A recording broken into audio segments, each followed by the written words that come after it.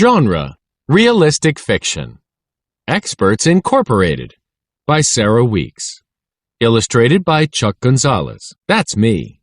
Lucas, my best friend. Essential question. How do your actions affect others?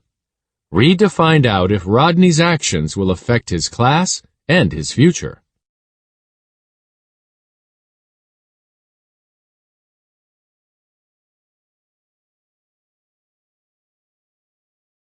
There are 3 things in this world I can't stand: cucumber salad, wool sweaters, and creative writing.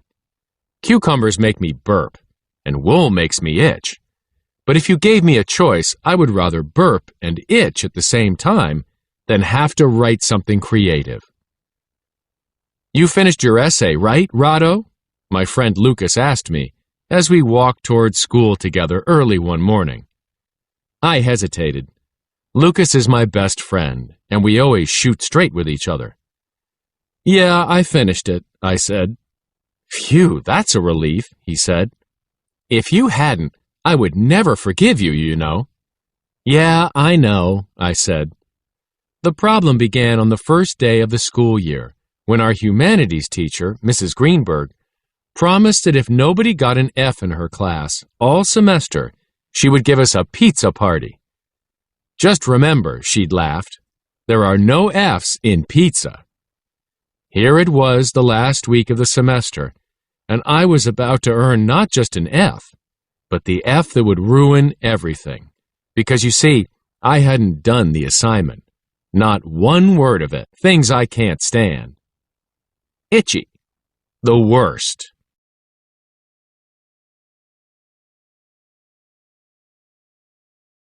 Stop and check. Make predictions. Use what you have read so far to make a prediction about whether or not Rodney will complete the assignment.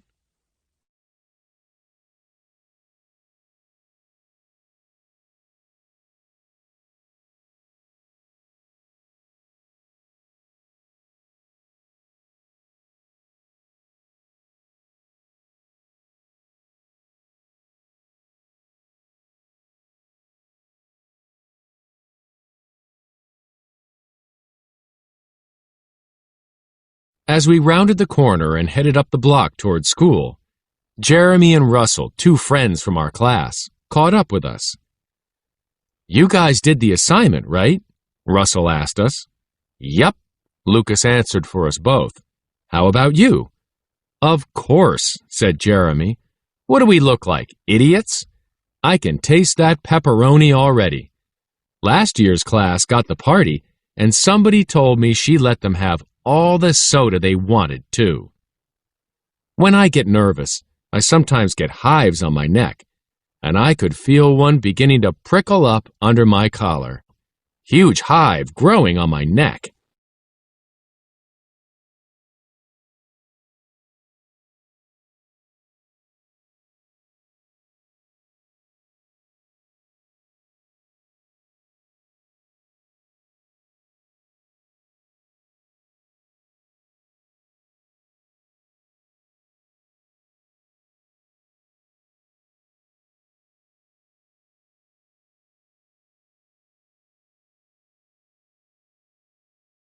What profession did you pick? Lucas asked. Doctor, Jeremy said, 'cause they get to save people and stuff. I picked truck driver, said Russell. They get to travel and eat at diners. I love diners. But my mom says they're too greasy, so we never get to go. What about you, Lucas? Star pitcher for the New York Yankees, he said. Man, can you imagine getting paid to play baseball? The assignment had been to write an essay about what you want to be when you grow up. Sounds easy enough, unless you're like me and have no idea what you want to be. And no matter how hard you try, you can't think of even one thing that feels the least bit right.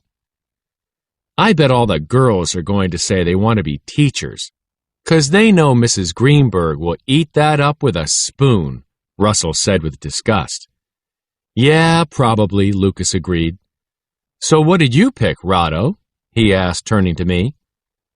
We were just starting up the steps of the school when a familiar cry went up from the playground.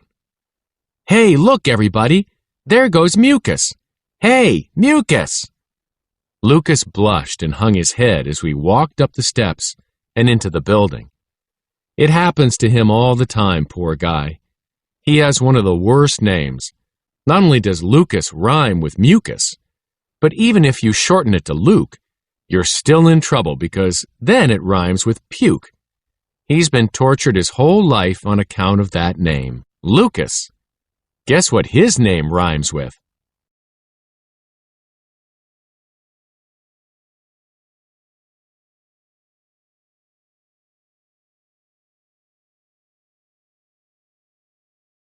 Having a bad name is something Lucas and I have in common, and probably part of the reason we became friends all the way back on the first day of kindergarten. My name is Rodney Curtin. My parents and my teachers call me Rod. My friends call me Roddo, and my sister, who's only 2, calls me Ra-Ra. Rodney Curtin may not be the greatest name in the world, but frontward like that, it's not so bad. The thing is, at school, when they call out your name for attendance, they say it backwards. Lucas Bromberg becomes Bromberg Lucas. Samantha Smith becomes Smith Samantha. Unfortunately, I become Curtin Rod. That's bad. As we made our way down the hall to homeroom, I felt sorry for Lucas on account of the teasing, but secretly I was relieved that he'd forgotten about the question he'd asked me. How was he going to take it when he found out I hadn't done the assignment? After she took attendance, Mrs. Greenberg, we have her for homeroom as well as humanities, announced that she will be collecting our papers after lunch. There was still hope left. All I had to do was come up with an idea between now and then, scribble it down in time to hand it in with the others, and maybe I wouldn't have to ruin the party after all. The problem was, I still didn't have any ideas.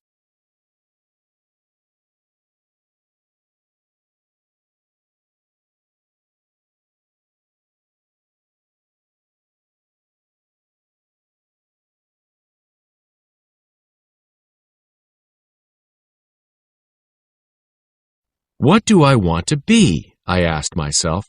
Come on, Curtin, think. I thought about it during math, history, and science lab. But with lunchtime only minutes away, my mind was still a complete blank. The only thing I could think of that I wanted to be was someone else. Someone who had written the stupid essay already. As I looked around the room desperately, hoping to find some inspiration somewhere, I asked myself, do I want to be a scientist? Do I want to fix clocks? Write books? Build desks? Make pencils? No, no, no. And then suddenly, without warning, everything shifted into slow motion as my eyes came to rest on the face of the girl sitting in the second seat in the third row from the left. That's when it hit me. I knew what I wanted to be, what the world needed me to be. When the bell for lunch rang, I didn't join the others in the cafeteria. Instead, I took out my notebook and began to write. When the 5th period bell rang, I was already in my seat in Mrs. Greenberg's room with a stack of 4 handwritten sheets of paper in front of me and a huge grin on my face. Pencil maker? Sweat. Clock fixer? Desk builder?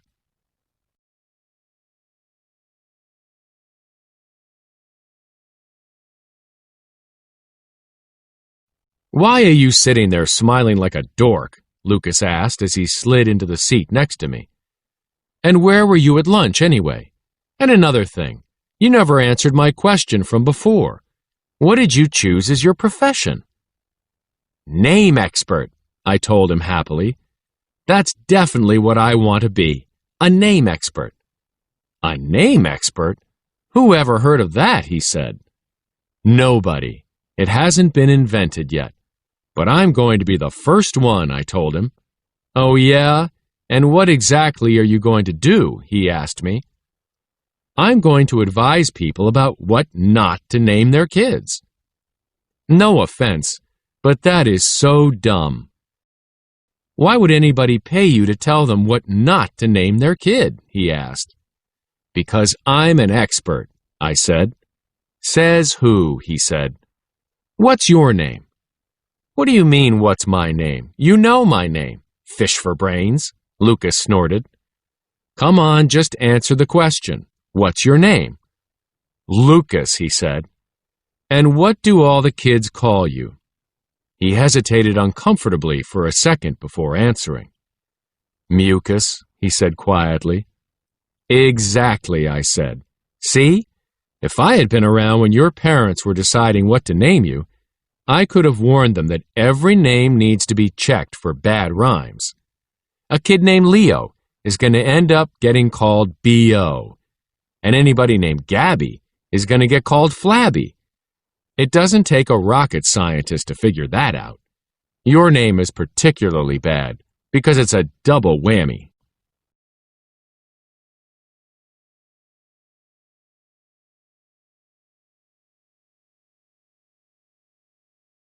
Tell me about it, said Lucas, shaking his head sadly. The way I see it, a name expert should be hired every time a baby gets born, to protect it from being saddled with a name that could ruin its life, I went on. How much do you think you'll get paid? He asked. A lot. Parents pay a bundle for braces to straighten their kids' teeth. Don't you think they'd shell out even more to save their kids from being humiliated at school?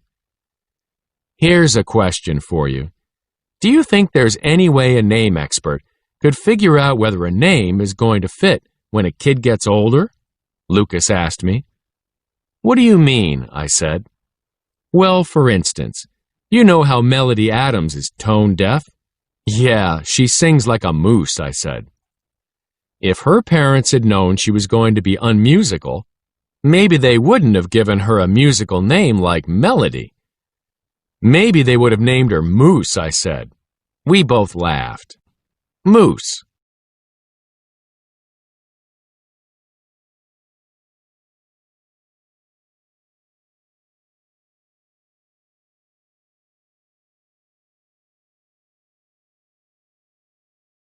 Stop and check.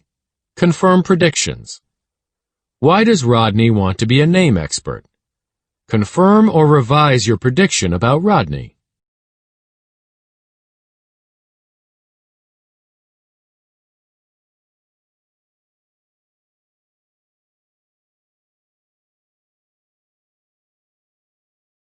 I suppose a name expert could be trained to look carefully at the parents for signs of what's to come, I said. Like, for instance, if there's a history of baldness in a family, it's probably not a very good idea to use the name Harry. Yeah, or like if the parents have big noses, they shouldn't name their kid Honker, said Lucas. Who names their kid Honker, I said. That's not even a real name. Oh, and Curtain Rod is? I punched him in the arm, but not too hard, because like I said, we're best friends. Hyphenated names would have to be looked at very carefully too, don't you think? Lucas said. Like Jessica's, for instance. Exactly, I said. She's the one I was looking at in science lab when this whole idea came to me. Jessica's dad's name is Charlie Mintz, and her mom's name is Sylvia Pepper. How hard could it have been to name her Jessica Mintz Pepper instead of Jessica Peppermints? If they'd had a name expert around, trust me, it never would have happened. You know, I take back what I said about this idea being dumb, Lucas said. I think maybe you're onto something big here. Yeah? You think? I said. Yeah. And you know, once business takes off, you might even need a partner, Lucas said excitedly. We could call it Experts Incorporated. We? I laughed. I thought you were going to pitch for the Yankees. Lucas smiled and shrugged. Harry. Honker. Jessica. Peppermints.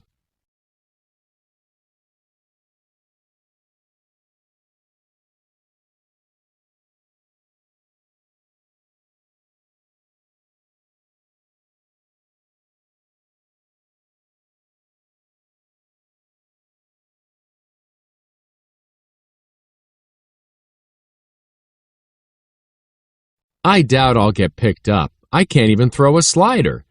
But if you want a partner who really understands why the world needs name experts, I'm your man, Rado."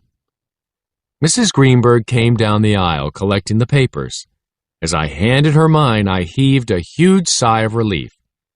Not only had I avoided ruining the pizza party, I'd managed to plan my entire future, too.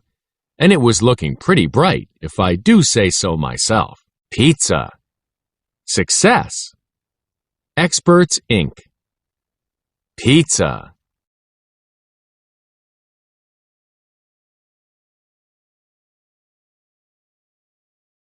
About the author.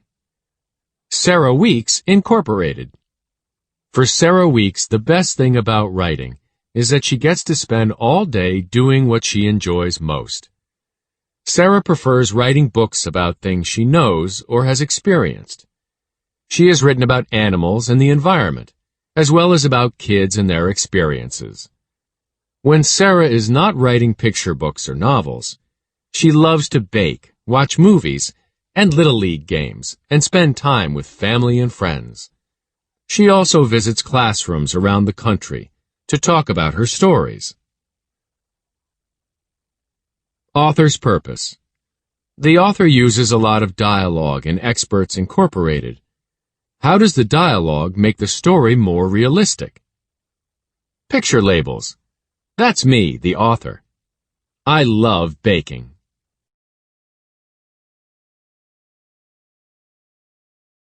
Respond to the text. Summarize. Use details from Experts Incorporated to summarize what happened in the story. Information from your problem and solution chart may help you. Write. Think about how Sarah Weeks uses dialogue in Experts Incorporated. How does she help you understand how Rodney feels as he struggles and then comes up with his idea? Use these sentence frames to organize your text evidence. Sarah Weeks uses dialogue to show that Rodney and his friends. This helps me understand. She also helps me see that Rodney can.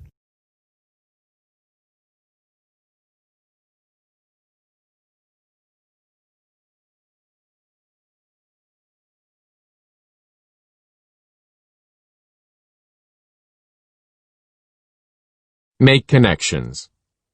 How did Rodney's actions affect others in this story? Rodney saw a real-world problem in his school and turned it into a future career. Make a list of jobs in which people make a difference or solve problems. Talk with a partner about why people might do these special jobs.